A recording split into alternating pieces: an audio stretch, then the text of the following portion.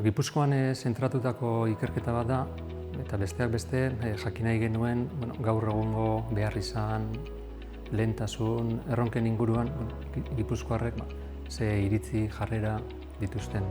Lagina alde batetik tamaina handikoa da, eta gero bestetik ahalegin berezia egin da laginak ordezkatu ditzan lurraldeko pertsona talde desberdinak. Bai generoari, ikasketa mailari, adin korteari, okupazioari begirakoak, eta baita ere lurraldean dauden ikuspuntu politiko eta ideologiko desberdinak. Gipuzkoa bera lurralde bezala pentsaera, jokaera, sentiera aldetik anitza dela, ahalegin egin behar da Gipuzkoarri buruz ari garenean ere lekukotza hori ematen. Horrelako emaitza batek beti laguntzen dizu ezagutzen Gipuzkoan pertsona talde desberdinen artean ze antzekotasun dauden, ze divergentzia dauden, eta hala balegoki ze konvergentzia edo egon daitezkeen politika on edo bidezkoak sustatuta.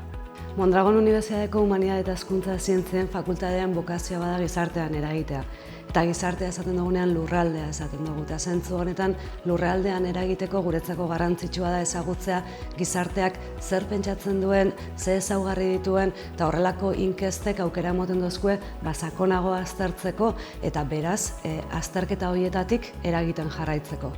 Gipuzkoako Foru Aldundirako garrantzitsuak dira holako ikerketak, bai hainbat soziometro edo hainbat ikerketa egiten ditugu gure kabuz, baina nik uste dut bestelako ikerketak ere bai laguntzen digutela gizartea ulertzen, gizartean balioak, gizarteak dazkan iritzixak, gizartea etorkizunera begira noruntza dijoan, eta hori ulertu eta erronkak horiek identifikatu eta horiei erantzuteko aukerak zabaltzen dizkigute.